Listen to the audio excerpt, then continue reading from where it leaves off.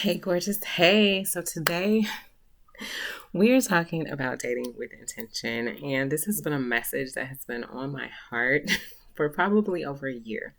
I remember making a post saying I wanted to share more about dating and marriage and all these things, and I have put it on pause. But today is the day because I have seen so many different things, and I continue to see crazy things, what I think are crazy. And I have prayed on this. And I'm going to try to put this as beautifully and as tactfully as I possibly can. So, when we look at intentional dating, it is literally looking at who we are and who we want to be and the way in which we want to go about life. When this is not done prior to dating, there ends up being a lot of chaos. I have been witness to since being younger. How can I put this beautifully? It may not come out beautifully, but it's going to come out. Angry baby mamas, angry baby daddies, children that are frustrated and just upset and feeling like this is the demise of their whole lives. And it's just chaos within the entire family because of this. I believe that it is true, the sins of a father. It goes for generations and generations and generations. However, I believe that it is also avoidable when you date with intention.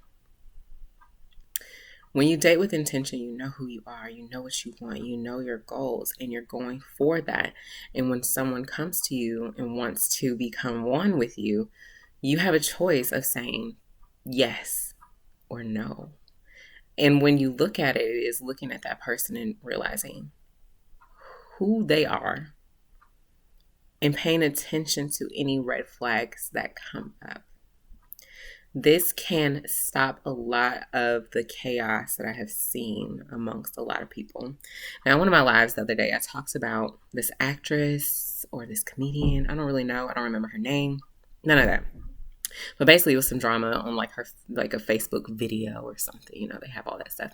And so in it, she was saying that her ex-husband now wanted a baby. She already had children. She didn't want any kids, but he did. And so she compromised and said that they would have a child.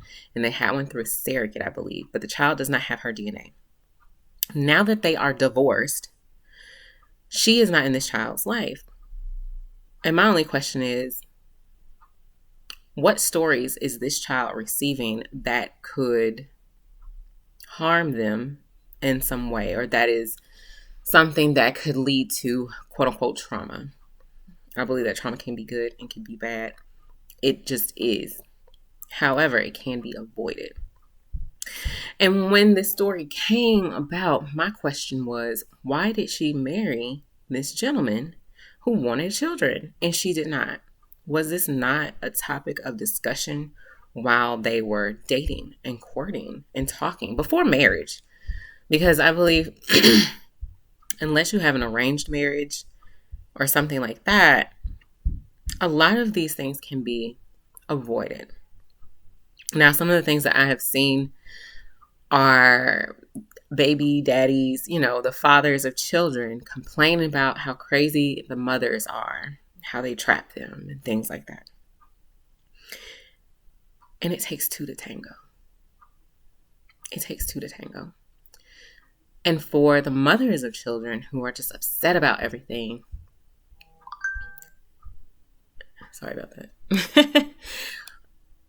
My question is, did you do the investigative work to know who this person is? And not only them, but for yourself. Were you looking at what you want and stating it? And one of the things that has come to me multiple times is women are sometimes not okay with stating what they want, what they desire, because they feel like it is greedy. Who are they to want this thing? Who are they to say that they want to be well provided for? They want a vacation or they want 5 children, which is something that Kevin and I talked about before we even got engaged, when we were dating. How many children do you want? I want 5. And he wanted 2. We agreed on 3. we had two, I am good. I don't want any more children. And he's happy because he got what he wanted. I'm happy because my cup is full with what I have. But it's still a conversation that needs to be had as far as like, what do you want in life? How do you want life to develop and blossom for you? And it really takes looking at yourself and what do I want? And then you can go out into the dating world and intentionally date and say, this is the kind of person I want. This is the kind of, qualities that I'm looking for. And it's not them being able to dress. It's not how tall they are. Those are not the qualities that's going to make a good husband or a good father. I've seen several people who appear to be nice looking, but when it comes to actually being able to provide themselves and their wives with what they want, that's a whole nother story. And the thing about it is, when you really date with intention, you really look within yourself and say, this is the kind of person I am. This is the kind of life I want. And these are the characteristics and the qualities that I desire in a husband. Now, for me, I have told this story several times. On all of my birthdays, I write down a list of what I want. And this particular birthday, I think it was 2014. Yeah. I wrote down that I wanted a husband. But not only that, I wrote down what I wanted from my life. I want to retire in the islands. I want to be a stay-at-home wife, which I am. All of these things that I want. And when Kevin called me and we started talking, I think it was before we started dating, we talked about what we were looking for, because I was very intentional of my time is I respect my time. It is very important to me that I'm not wasting my time with someone who is not a qualified suitor. And so we talked about these things, and I did so in a graceful way. It was a conversation. It wasn't me like, hey, you need to, but it was a very graceful, beautiful conversation. And everything that I said, he was like, oh yeah, this, that, and the third. And oh yeah, and that allowed me to know, like, okay, he is a qualified suitor. This is a good guy. This is what I want. But I said all of that to say, when you are dating with intention, you not only have to create standards, you have to create boundaries around you, your time, what you allow into your space. Hello. All of the things that you are allowing to be in your life are for a reason. It is either due to a lack of standards, a lack of boundaries, a lack of both, whichever it may be. And that's one thing that I love to work with my ladies, is being able to create a standard of what do you want and how to get it. Typically, that's what we go through. What do you want and how to get it? And allowing yourself to look at the things that you want without the lens of what someone told you. Oh, that's greedy. Who are you to have that? Oh, no, girl, you can't. There's no way. You must be bougie. Who do you think you are? We're removing all of that. Like that is not something that is going to serve you in getting what you want when it comes to dating intentionally. Thank you, Wade. Standards should always be kept. Absolutely. That golden standards, period. And that can allow you to have the life that you want. That will allow you to have the family that you want, to be able to raise children with daddies that love them versus daddies that are resentful. All of the chaos that I'm not sure what you've seen, but that we've seen in the world of, how can I put this?